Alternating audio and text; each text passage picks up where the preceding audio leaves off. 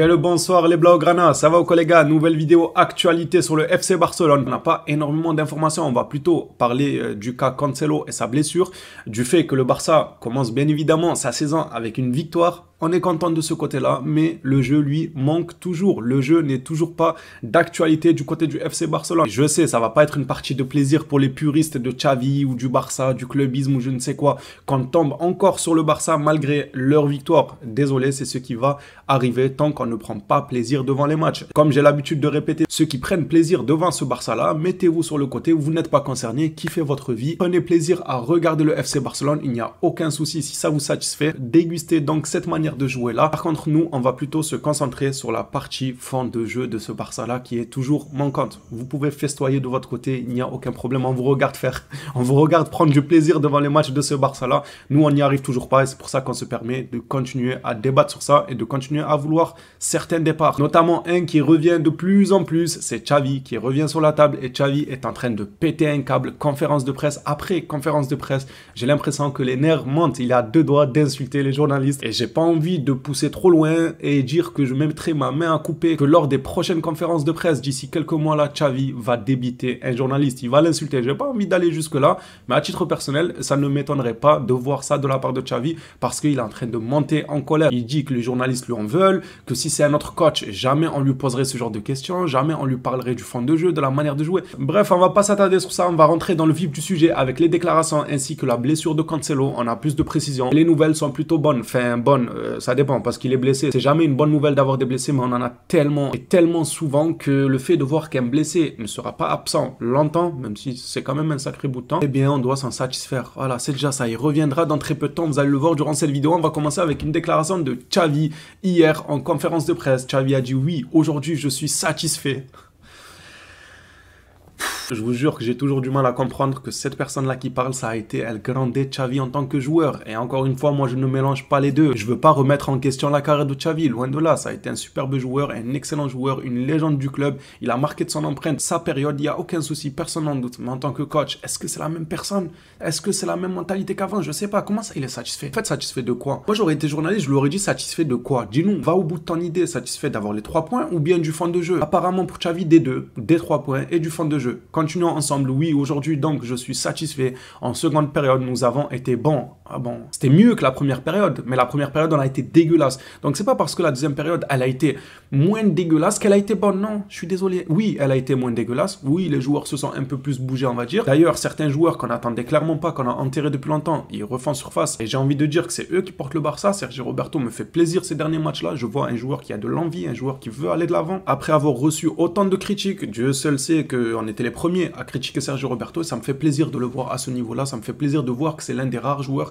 qui a de l'envie, l'un des rares joueurs qui propose, qui fait de bonnes choses sur le terrain. Hier, j'ai beaucoup aimé le match de Sergio Roberto. J'ai notamment aimé aussi l'entrée de Félix, l'entrée de Vitor Roque, qui m'a fait très bonne impression pour une première avec le Barça. Mais je ne vais pas m'attarder au cas par cas sur chaque joueur pour donner mon avis sur leur match. Je vais plutôt m'attarder sur le collectif et le fait qu'on ne voit rien de bon dans ce collectif. On ne voit toujours pas de schéma de jeu et ça fait des mois qu'on le dit et qu'on le répète. Mais quand on voit que le coach estime qu'ils ont été bons en seconde période, donc pour lui, il n'y a aucun problème. Je vous l'ai dit déjà il y a 3 mois en arrière. Si le coach il trouve qu'il n'y a aucun problème, en fait, pour lui, gagner un match tiré par les cheveux à la 95e minute, c'est suffisant, c'est parfait, il est satisfait. Donc, il n'y a aucun problème. C'est normal que le gars, il ne compte pas progresser. Continuons ensemble en allant pour le match avec intensité. Je suis satisfait, surtout pour la seconde période. Je ne sais pas comment on peut se satisfaire de ça. Très clairement, j'ai du mal à comprendre Xavi depuis un certain bout de temps et on va faire passer une déclaration justement qui parle toujours de la conférence de presse de Xavi, mais cette fois-ci, c'est pas une déclaration de Xavi et bizarrement, quand c'est pas Xavi qui déclare, eh ben c'est lucide, c'est fondé et c'est logique. Pour moi, je suis totalement d'accord. Je sais même pas qui c'est pour tout vous dire,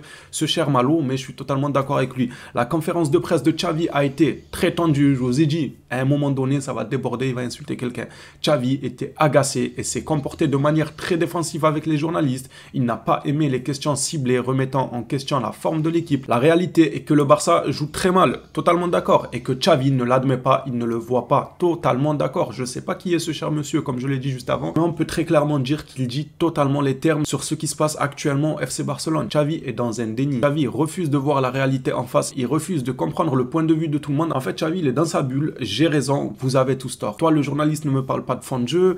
Toi, le supporter ne me parle pas de fond de jeu. Vous, les médias, ne me parlez pas de fond de jeu. Voilà, on a gagné 2-1, c'était l'essentiel. On a eu les 3 points. Tout va bien, je suis satisfait. Il est totalement dans son monde, Xavi. Il est dans une bulle. Je sais pas si c'est une de ses tactiques, mais qu'au fond, il est conscient. Enfin, j'espère. J'espère, c'est mon seul espoir. C'est que Xavi se refuse d'admettre publiquement, ce qui est pour moi un problème quand même, parce que c'est bête d'avoir autant d'ego que ça. On parle de foot, pourquoi pas se remettre en question, même si c'est fait en public. C'est pas humiliant. C'est pas humiliant de dire que oui, on a fauté là, que c'est pas très très bon, qu'on va se relever, etc. Il y a rien d'humiliant dans tout ça. Faut juste être objectif, reconnaissant de ses erreurs pour pouvoir les corriger. Je reviens sur ce que je disais juste avant. J'espère réellement que Xavi, au fond de lui, sait que ça ne va pas du tout. Que là, ce qui nous dit que oui, non, ça va super bien, je suis satisfait, tout. Que quand il rentre à la maison, il se regarde dans le miroir, ou même avant de rentrer à la maison, directement dans le stade, dans les vestiaires, il se regarde dans le miroir et il dit ouais, c'est vrai que ça va mal. C'est vrai que ça va mal. Les joueurs n'arrivent pas à jouer ensemble. Il n'y en a pas un pour attraper l'autre. La défense est catastrophique. J'ose espérer que Xavi réfléchit comme ça en dehors des caméras, parce qu'il y a ce qu'il dit devant les caméras, tout simplement. Peut-être que c'est une question d'ego qui refuse de se l'admettre. J'espère que quand on éteint la caméra, Xavi sait qu'il y a un problème, parce que sinon, là, le problème est beaucoup plus grave. Si même hors caméra, Xavi se persuade que ce Barça-là est satisfaisant, on aura un plus gros problème. Et ça ira, je pense, vers le licenciement. On va pas se mentir. Passons à la blessure de Cancelo. Il s'est blessé. Très mauvaise nouvelle hier durant le match et la victoire contre Las Palmas. Le Barça a mine de rien commencé du coup avec une victoire, mais ils ont perdu un élément important de l'équipe. Si seulement, non, c'est pas bien de dire ça.